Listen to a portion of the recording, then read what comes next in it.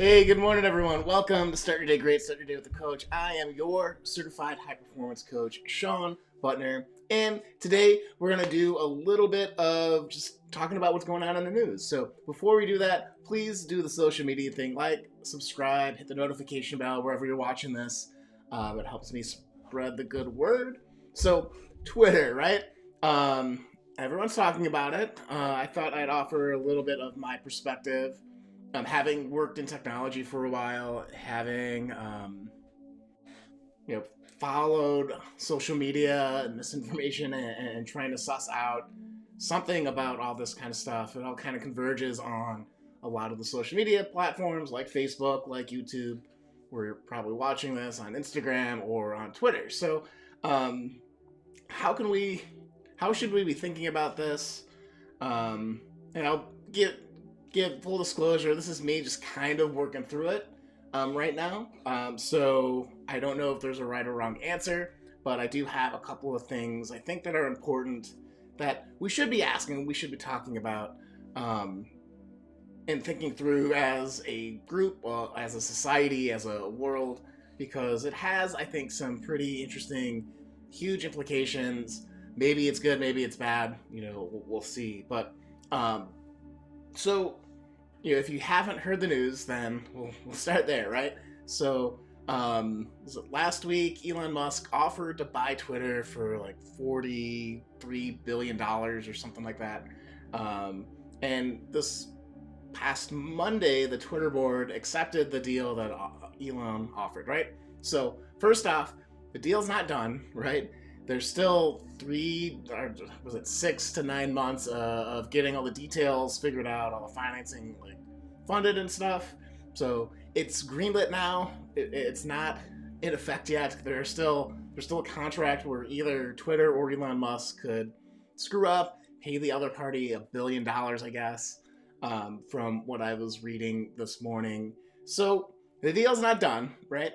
Elon does not own Twitter quite yet, but there are some interesting implications because there was a incident where Elon alluded to one of the heads of, I think, Twitter law, or one of the lawyers of the group, and had indirectly accused her of doing fraud, and she got the Twitter mob after her, and this is kind of what I think a lot of people were afraid of with Elon taking over. If this continues, that we can expect, Twitter as a space to be a lot more hostile to ideas, right? Where you just get a bunch of people piling on. It's a problem that all the social medias have at some degree, at some point, and all handle a bit differently. But the idea that free speech must be protected at all costs is great, but it's also, I think, what people are afraid of, and what I get caught up is the freedom from any type of accountability, any type of social responsibility, social civility to each other. That really is at risk here, I think. And not to say that Twitter had that great before, but there was, after the January 6th stuff, when Donald Trump got kicked off, a lot of the vitriol and hostility left the platform, and a lot of people were very happy about that, where there wasn't a lot of people just screaming at you because they could scream at you and to try to make you feel bad. So there's that kind of thought there. The whole free speech thing. Also, there's other platforms like Trump's Truth Media, there's Getter, there's a bunch of other type of free speech above everything else platforms that have run into the same moderation problems as the other kind of main platforms, but they haven't gotten the traction they wanted. So if you're thinking, is the idea tested out that we need a no moderated or non-moderated social media platform, it's not working, right? In my opinion, people don't want that wild west, place where you go and get piled on. They just don't, especially if there's an alternative. So I think that's something to keep in mind as we watch this too. So then there's all this talk about people leaving Twitter, and is that a good thing? Is that not a good thing? I think if you believe in free speech and First Amendment rights, it's everyone's right to go and play where they want to play. So if you are not happy with management or where the company might be going or what it might particularly mean, it's part of your speech to not engage, right?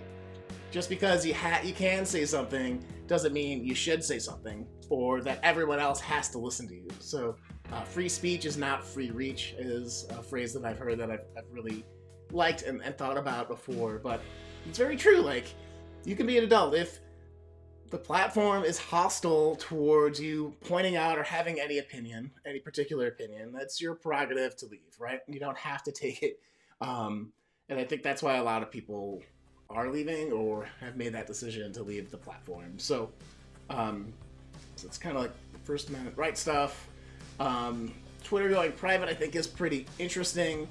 There have been a couple of folks that I've been following that have pointed out that maybe the board of Twitter has not been as effective or as great stewards of the social media platform as they could have been, which I think is interesting. I guess other than of the 12 members, only Jack, who's leaving soon, had shares for the company. So how are they protecting shareholder value or advocating for that when they don't have any skin in the game? Is kind of the argument. I think that kind of makes sense.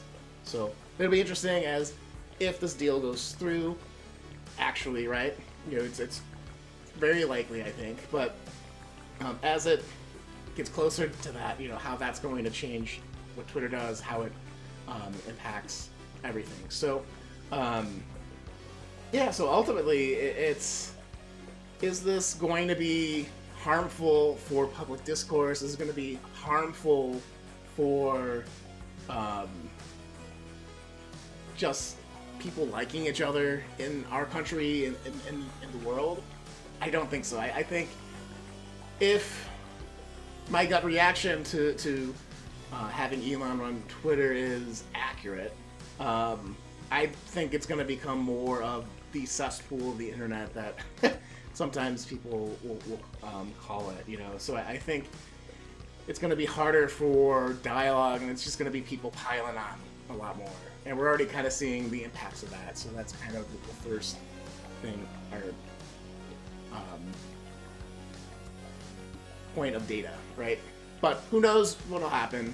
I'm not here to say one way or the other, but just kind of how I'm thinking through it. So I don't think it's going to be really good for public discourse or civility or bipartisanship or recognizing that we're all human beings and, have certain social agreements when we're face to face that we should hold up to if you're living in a civilized society. But I don't think Twitter is the space for civility.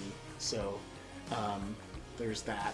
I think a lot of people being afraid of what this could mean for the platform going forward. I think there are a lot of valid points to that. Will they be heard by Elon? Who knows? And I think that's also kind of the problem. The guy is kind of volatile, so you don't know what he's thinking or what he'll do. He's not really predictable, which maybe is good, maybe is not. I think when you're going to put opinions and your reputation out on the internet, having someone that is not going, like, the biggest problem with a lot of social media is they haven't applied rules consistently or in a clear way that's transparent, right? I think that's a fair assessment, and I don't know if that, like, having someone that's volatile is going to help that process. So that's kind of where my head's at right now with all this Twitter stuff. So if you guys have any thoughts, post them below.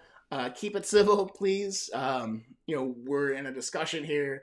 I'm just kind of trying to think through this myself. So there's other points of view. There's other things, and I'm sure there's a ton that I've missed because this is 1, fresh. 2, there's a lot of people talking about it. 3, you don't know what you don't know. So I fully admit that, going into this. But It'll be interesting to see what happens. So yeah, let me know what you guys think below wherever you're watching this. I think if we're going to end on a high performance habit, since I am a high performance coach, the one habit I would encourage you to do is to limit social media to a very specific time of day. So if you have like your half hour in the morning, half hour before or after dinner, it'll be better for your mental health. So you don't have to be constantly checking it. You can, I think there are a couple apps there that'll lock you out of other apps. You can turn on the parental controls, hand it to your spouse or a friend and say, lock me out of Facebook, Instagram, Twitter, YouTube during the workday or whatever. And just give yourself that space to live your life outside of the digital world, because you will still hear things. It will still get to you if it's huge and super big. And disciplining yourself to have certain times to do social media help you prevent the doom scrolling, will help you, just be more productive in other areas of your life, so that maybe you hang out with friends more, or your spouse, or there's other things other than social media that can really help you. The same goes for email. That's as a high performance coach, we talk a lot about trying to not let email dictate your day. Don't let social media dictate your day. You set some boundaries about it. Be disciplined about it. I promise you'll be happier. You'll probably be healthier, and you'll be more productive during the day. So that's the habit I wanted to share with you guys. So hope you enjoyed this. We'll see you guys on Friday for Friday Reflection. Hope you guys go out there and manage your social media responsibly. Go out there, just be kind, and we'll talk to you guys on Friday.